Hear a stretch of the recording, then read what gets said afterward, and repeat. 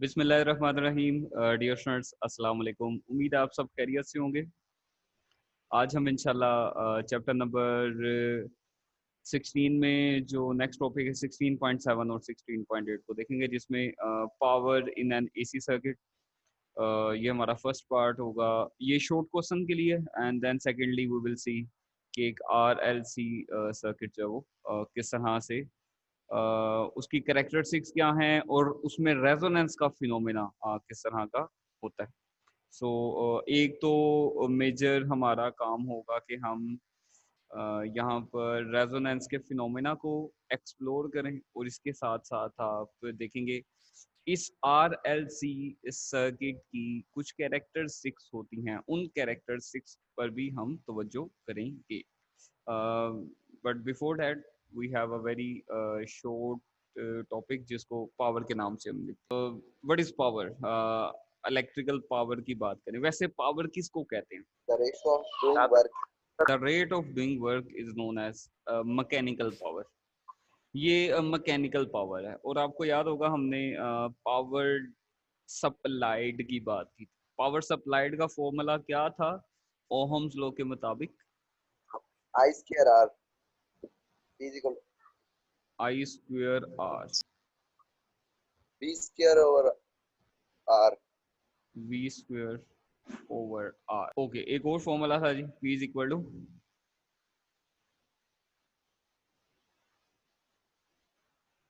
So these are different expressions for representing an electrical power. So ये वाला जो हिस्सा है, this one is for power dissipated.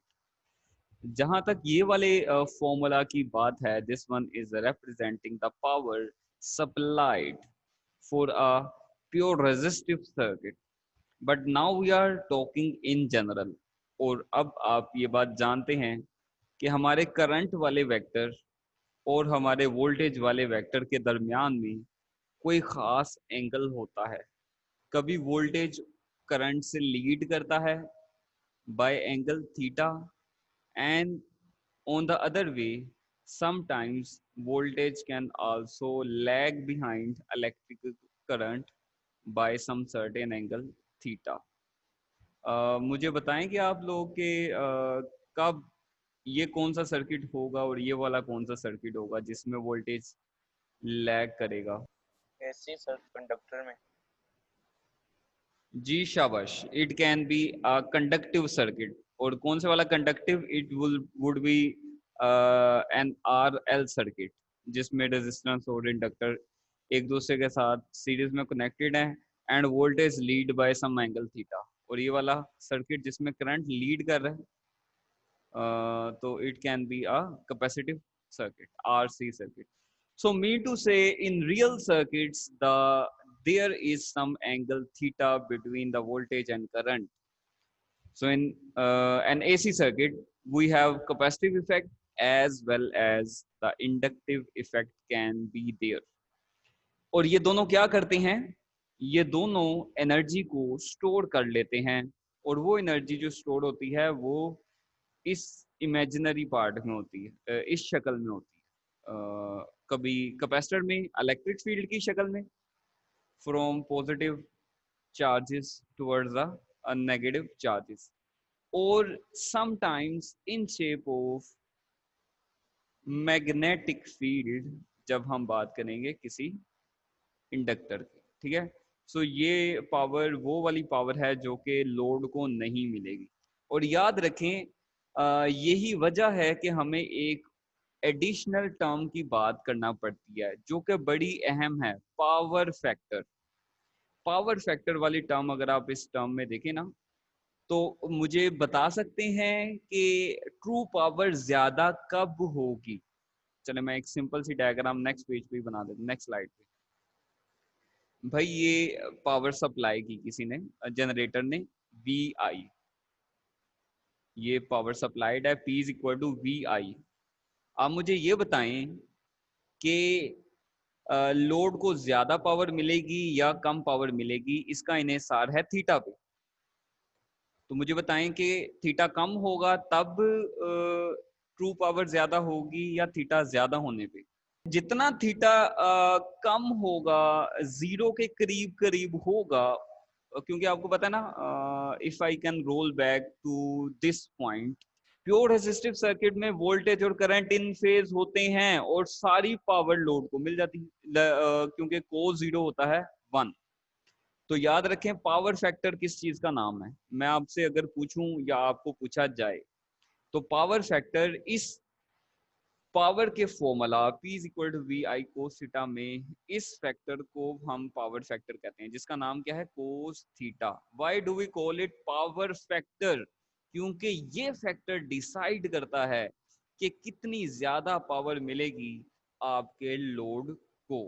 हाँ, प्योर इंडक्टिव सर्किट में, कैपेसिटिव सर्किट में क्या होता है, कैपेसिटर में कौन सी चीज लीड करती है, जी बताएं। करंट लीड करता है। प्योर कैपेसिटिव सर्किट में कितने डिग्री से लीड करता है, 90 डिग्री।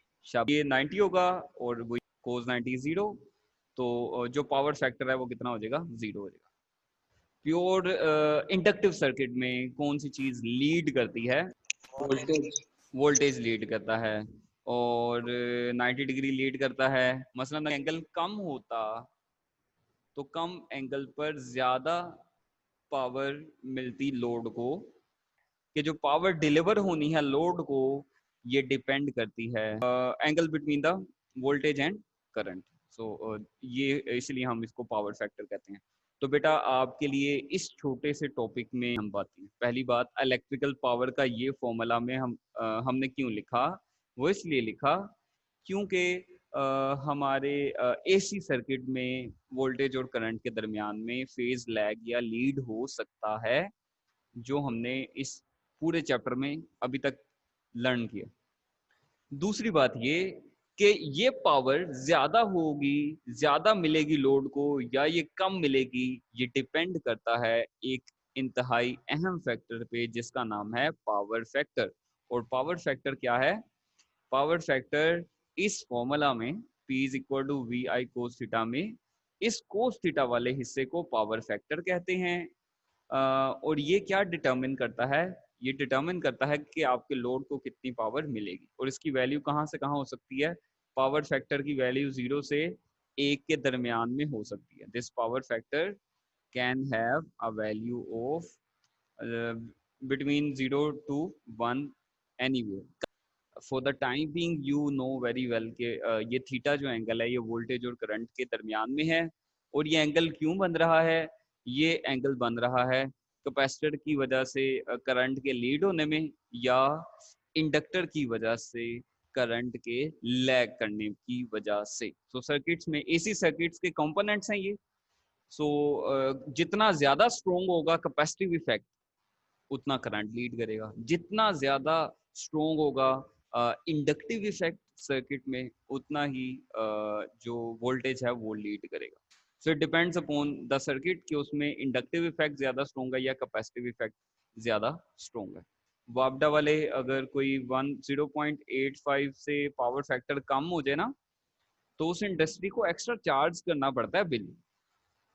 और ये कम क्यों होता है, क्योंकि अगर आपके घरों में तो छोटी छोटी मोटर्स लगी हुई होती है ना, वो इतना इफेक्ट नहीं क्रिएट करती, लेकिन इंडस्ट्री के अंदर बड़ी बड़ी मिल्स के अंदर जो बड़ी बड़ी मोटर्स लगी होती हैं, उन मोटर्स के अंदर क्या है, उन मोटर्स के अंदर बहुत हाईली इंडक्टिव कॉइल्स मौजूद हैं।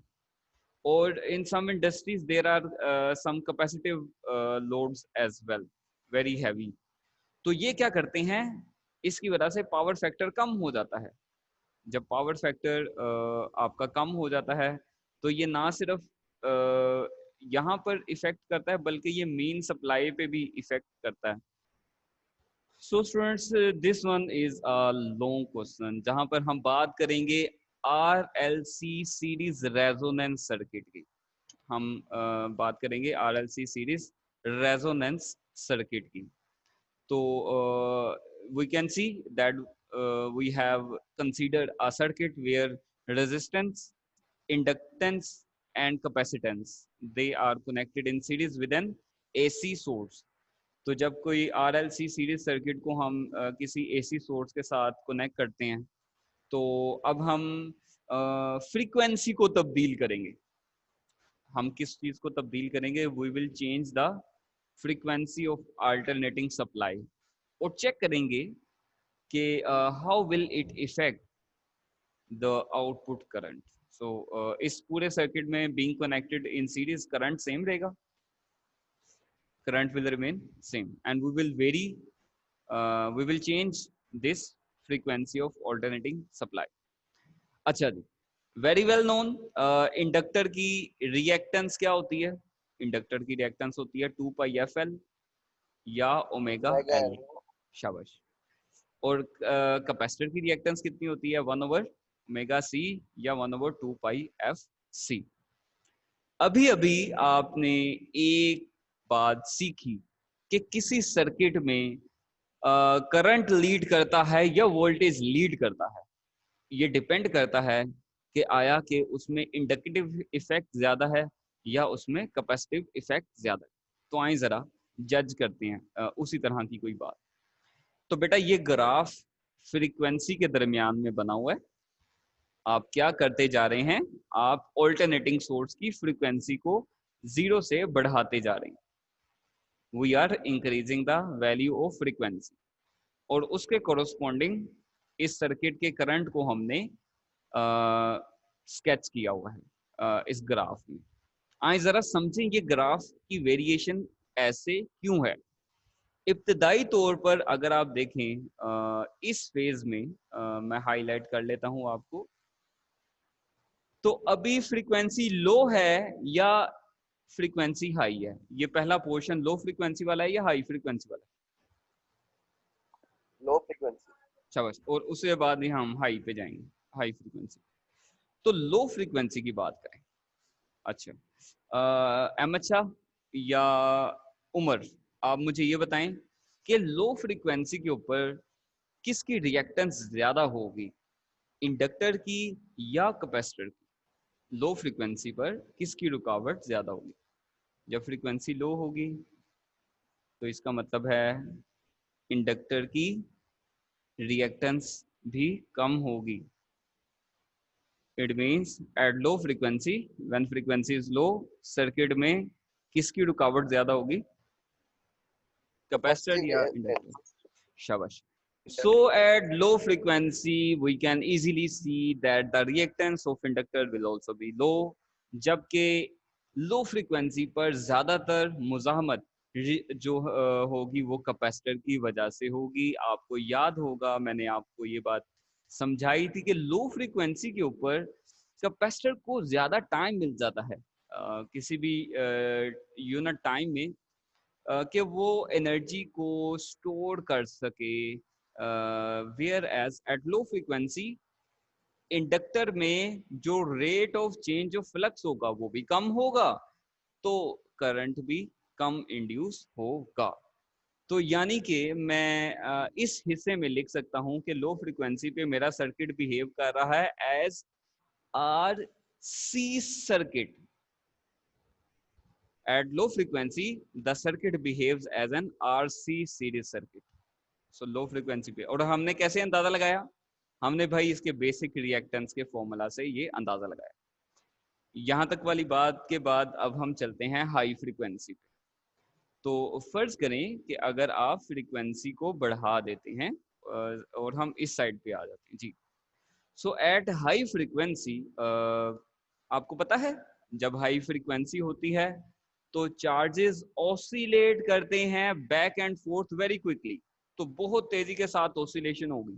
कैपेसिटर के पास कम चांस होगा कि ये चार्जेस को स्टोर कर ले, लेकिन इंडक्टर में rate of change of flux अगर ज्यादा है तो इसमें इंड्यूस करंट भी ज्यादा होगा और इस इंड्यूस करंट की वजह से रुकावट भी ज्यादा होगी। तो it means that at high frequency, it means that at high frequency your circuit will behave as an RL circuit, क्योंकि कैपेसिटर की रुकावट कम हो गई है मुकाबलेतन और अभी ज्यादा डोमिनेट कौन कर रहेगा? आपका इंडक्टर। तो circuit will behave like an RL circuit. So ये तो हो गए दो बिहेवियर। यानी कि अगर मैं वेक्टर डायग्राम बनाऊं वेक्टर डायग्राम बनाते हैं नेक्स्ट पेज पे। तो बेटा रेजिस्टेंस की बात कर रहे हैं, रुकावटों की बात कर रहे हैं। तो अगर मैं करंट भी यहाँ पे स्केच करूं एक्स पे, तो रेजिस्टेंस में रेजिस्टेंस इन फेज होगी विद करंट। लीड कौन करता है भाई? कैपेसिटर लीड करता है या इंडक्टर लीड करता है? बताएं। लैग करते हैं, शाबाश। सो उसकी जो रिएक्टेंस आएगी एक्स सी, वो आएगी नीचे। और जो आपका इंडक्टिव इफेक्ट है वो लीड करता है, that can be given as X L. So dear students, at low frequency your X C will be greater. Low frequency की बात कर रहा हूँ, लो फ्रीक्वेंसी के ऊपर ये एक्स सी ज्यादा होगा।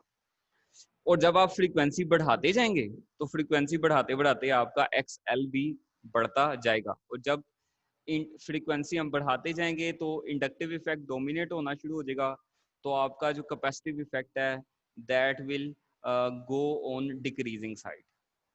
तो अगर आप इसका नेट इफेक्ट निकालें तो नेट इफेक्ट में आपको ज्यादातर इफेक्ट जो है वो आर एल का नजर आ रहा होगा। मेरा इस वेक्टर डायग्राम को स्केच करने का जो मकसद है वो ये है कि हाई फ्रीक्वेंसी की भी हमने बात कर ली, हमने लो फ्रीक्वेंसी की भी बात कर ली। We have talked about high frequency as well as low frequency, but between these 2 points there will be a certain frequency where the reactance of capacitor and the reactance of inductor both will become equal to each other. This point is known as resonance point. Why? क्योंकि इस point के ऊपर दोनों की reactance equal but opposite in direction हो जाती है, और आपका जो सर्किट है दैट बिकम्स प्योरली रेजिस्टिव। यानी सर्किट में इंडक्टर और कैपेसिटर की रुकावट, वो तो इनका आपस का झगड़ा है ना, ऑपोजिट इन डायरेक्शन है, लेकिन सर्किट प्योरली रेजिस्टिव बिहेव करता है। तो इस पॉइंट को हम इस पीक पॉइंट से हमने रिप्रेजेंट किया हुआ है। तो व्हाट इज रेजोनेंस फ्रीक्वेंसी? एक ऐसी फ्रीक्वेंसी जिसमें कैपेसिटर की रिएक्टेंस और इंडक्टर की रिएक्टेंस दोनों इक्वल हो जाती हैं। ऐसे पॉइंट के ऊपर आपका सर्किट प्योरली रेजिस्टिव बिहेव करता है, और इस पॉइंट को, ऐसी फ्रीक्वेंसी को हम कहते हैं रेजोनेंस फ्रीक्वेंसी। और आप देखें रेजोनेंस फ्रीक्वेंसी वाले पॉइंट के ऊपर current will be maximum. Current के मैक्सिमम होने की वजह क्या है? क्योंकि सर्किट की रुकावट प्योरली रेजिस्टिव है। मैंने I is equal to V over G नहीं लिखा, मैंने I is equal to V over G नहीं लिखा, क्योंकि बच्चों आपको पता है जी किसके बराबर होगा? जी बता सकते हैं? जी बराबर होगा आर का बी स्क्वायर। ये मैं एक बिल्कुल जनरल फॉर्मूला लिख रहा हूं। और एक्स सी और एक्सएल को माइनस करेंगे हम, एक्स सी माइनस एक्सएल लिख लें या एक्सएल माइनस एक्स सी लिख लें, दोनों ही ठीक हैं क्योंकि स्क्वायर है ना ऊपर। और ये मैंने किस तरह से लिखा है भला? ये मैंने इस डायग्राम के मुताबिक लिखा है, ये देखें ये वाली डायग्राम। सो हाई फ्रीक्वेंसी पे इंडक्टिव इफेक्ट ज्यादा था, लो फ्रीक्वेंसी पे कैपेसिटिव इफेक्ट ज्यादा था, लेकिन इन दोनों के दरमियान में एक ऐसी फ्रीक्वेंसी है जिसमें ये दोनों इक्वल होते हैं। जब ये दोनों इक्वल होते हैं तो इम्पिडेंस कितनी बचेगी? Impedance will become equal to purely resistive. So इस पॉइंट को हम कहते हैं रेजोनेंस फ्रीक्वेंसी वाला पॉइंट। सो सर वो जो पीछे फार्मूला वो लिखा था आपने, इम्पीडेंस इज इक्वल टू, ये फार्मूला कहाँ से ड्राइव किया था? ये मैं एक ना न्यूमेरिकल जब करवाऊंगा ना आपको, मैं ये दोबारा से करवा दूंगा। ये हमने डिराइव किया है वेरी सिंपली वेक्टर डायग्राम्स। ठीक है, वेक्टर डायग्राम होते हैं ना, यानी अगर ये वाली साइड बड़ी है और ये वाली साइड छोटी है तो इसका नेट इफेक्ट कैसे निकालोगे? ये अगर 10 है और ये अगर बेटा 2 है और ये 5 है, तो इसको मैं कैसे निकालूंगा? मैं इसको ऐसे लिख सकता हूँ बेटा 5 और ये बन जाएगा 8, ये एक्स सी और ये एक्स एल। ठीक है ना, वो सिंपली इक्वल ऑपोजिट डायरेक्शन है, नेट इफेक्ट दिया है। मतलब ये ट्राइंगल बन गई है। अब ट्राइंगल बनने के बाद मैं अब क्या कर सकता हूँ? पाइथागोरस थ्योरम आता है आपको, बेस का स्क्वायर। बेस कितनी है? आर का स्क्वायर। और ये जो मैंने 8 लिखा है, ये मैंने कैसे लिखा है? इनको माइनस करके लिखा है ना, तो एक्स सी माइनस एक्स एल और इसका होल स्क्वायर। सो ये आपके पास आ जाएगा इसका नेट इफेक्ट। बेटा पॉइंट समझ आया? So students let us now derive the formula for resonance frequency. Very simple. Resonance frequency कब होती है? when xc and xl both are equal to each other। xl क्या है जी? this is omega l। xc क्या है? this is omega c। छोटा सा r लिखा है क्योंकि हम किस फ्रीक्वेंसी वाले पॉइंट की बात कर रहे हैं। We are talking about the point जहां पर हमने कौन सी फ्रीक्वेंसी की बात करनी है? रेजोनेंस की। सो दिस इज व्हाई हम इस फ्रीक्वेंसी को स्पेसिफाई करके रेजोनेंस फ्रीक्वेंसी लिख देते हैं आर। एंड एक्सी क्या होता है? 1/ओमेगा सी, और ये छोटा सा आर अगेन मैंने लिख दिया। इसको इधर ले आए, दिस विल गेट मल्टीप्लाइड और ओमेगा का स्क्वायर आ जाएगा। आगे एल है और सी है, एल को भी इधर ले आए, इधर आके डिवाइड हो जाएगा। सो ओमेगा की वैल्यू आप सबको याद है, ओमेगा कितना होता है? What is omega? 2 pi f। Omega is 2 pi F. 2 pi F. So 2 pi F का स्क्वायर है, तो पाई का स्क्वायर ले लें। This will be 4 pi square F R square is equal to 1/एल C. So move this on the other side, और दोनों तरफ आप ले रहे square root. So by taking the square root you will see 1 का स्क्वायर रूट भी 1 होता है। 4 पाई, 4 पाई को ऐसे लिखा जा सकता है ना, 2 पाई होल स्क्वायर। 2 पाई होल स्क्वायर का जब आप स्क्वायर रूट लेंगे यू विल सी के 1 का स्क्वायर रूट तो 1 ही है, ये 2 पाई आ गया, और एल सी के ऊपर जो स्क्वायर रूट है दिस विल गेट रिटेन। सो ये मैथमेटिकल फॉर्मूला आपके पास आता है रेजोनेंस फ्रीक्वेंसी का है, जो कि रेडियो के ट्यूनिंग सर्किट्स में भी इस्तेमाल होता है। We will see at the end of the chapter. By the way, so it means resonance frequency का इन्हिसार दो चीजों पे होता है, आपके सर्किट की इंडक्टेंस और आपके सर्किट की कैपेसिटेंस के ऊपर। Let us see the final part. एक आरएलसी सीरीज सर्किट की कौन कौन सी कैरेक्टरिस्टिक्स हैं? ले जी, पहले वाली कैरेक्टरिस्टिक क्या है? पहले वाली तो कैरेक्टरिस्टिक यही है, दिस इज फर्स्ट कैरेक्टरिस्टिक। आपने क्या लिखना है पॉइंट? पहली खसूसियत आरएलसी सीरीज रेजोनेंस सर्किट की, रेजोनेंस फ्रीक्वेंसी के ऊपर जो इसकी वैल्यू होती है at the point where the XL becomes equal to XC, तो आपकी रेजोनेंस फ्रीक्वेंसी इस फॉर्मूला से बताई जा सकती है। ये फॉर्मूला लिख दीजिएगा, ये पहली कैरेक्टरिस्टिक होगी। दूसरी characteristic, eight resonance the impedance of the circuit is resistive. अभी अभी बताया ना, इम्पीडेंस टोटली किसके बराबर आ जाती है? आर के। वजह क्या है? वजह भाई बड़ी आसान है, रेजोनेंस पर XC और XL दोनों बराबर होते हैं, तो ये दोनों जब एक दूसरे को इक्वल और ऑपोजिट हैं तो नेट इफेक्ट इसका क्या आएगा?